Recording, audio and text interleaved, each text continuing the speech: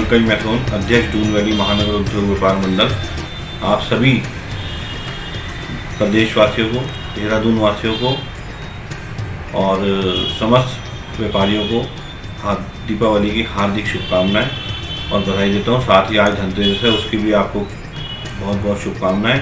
आने वाले भैया दूज की भी बहुत बहुत शुभकामनाएं आप सभी को। क्या था टोक्यो ट्रायल जिसने हिला दी थी दुनिया? फिर एक आवाज ने कैसे बदली दुनिया की तस्वीर?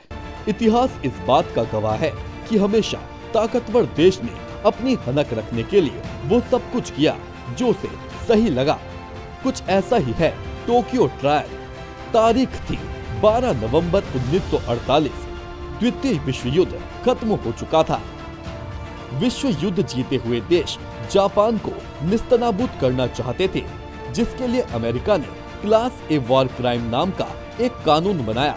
कानून को लागू करने के लिए जापान में international military tribunal for the far east ने संयुक्त राष्ट्रों से 11 न्यायाधीशों की एक टीम बनाई और फिर शुरू हुआ टोक्यो ट्रायल। इस कानून के तहत जापान के 25 आरोपियों को क्लास ए के 55 मामलों में दोषी ठहराया गया।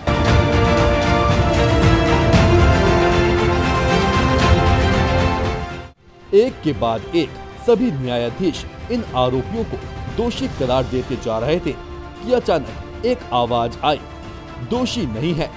इस एक आवाज को सुनकर पूरी अदालत में सन्नाटा छा गया, क्योंकि उस वक्त मित्र राष्ट्रों के खिलाफ बोलने की कुव्वत शायद ही किसी में थी। ये आवाज थी राधा विनोद पाल की। डॉक्टर पाल का जन्म 27 जनवरी 1886 को तत्कालीन बंगाल के कुश्तिया जिले के सलीमपुर गांव में हुआ था। ये इलाका अब बांग्लादेश में पड़ता है। कोलकाता के प्रेसिडेंसी कॉलेज और कोलकाता विश्वविद्यालय से कानून की शिक्षा पूरी कर वे इसी विश्वविद्यालय में 1923 से 1936 तक अध्यापक रहे। 1941 में उन्हें कोलकाता उच्च न्यायालय में न्यायाधीश नियुक्त किया गया। वे तत्कालीन अंग्रेज शासन के सलाहकार भी रहे। हालांकि उन्होंने अंतर्राष्ट्रीय कानून की कोई औपचारिक प्रशिक्षण नहीं लिया था। इसके बावजूद द्वितीय विश्व युद्ध के बाद जब जापान के विरुद्ध टोक्यो ट्रायल्स नामक मुकदमा शुरू हुआ तो डॉक्टर पाल को इसमें बतौर न्यायाधीश नियुक्त किया गया। उन्हें ब्रिटिश सरकार ने भारत का प्रतिनिधि बनाया था और यहीं से राधा विनोद पाल को वैश्विक पहचान मिली। बता दें कि युद्ध न्यायाधिकरण में पाल की भागीदारी गिरजा शंकर वाजपेयी के अथक प्रयासों का नतीजा था। वाजपेयी वाशिंगटन डीसी में भारत के एजेंट जनरल थे। ट्रायल क्या था? बस सजा सुनानी थी और युद्ध का सारा दोष हारे हुए देशों पर मर देना था। मामला एशिया का था, इसलिए नाम के लिए ही सही 2 जज एशिया से भी चुन लिए गए। एक जापान पीड़ित फिलीपींस से और दूसरे भारत से। बाकी सारे जज यूरोप से थे या फिर अमेरिका से। कुल 11 जजों में से डॉक्टर पाल एकमात्र ऐसे जज थे जिन्होंने ये फैसला दिया था कि सभी युद्ध अपराधी निर्दोष हैं। न्यायाधीश पाल ने अपने फैसले में लिखा था कि किसी घटना के घटित होने के बाद उसके बारे में कानून बनाना उचित नहीं है।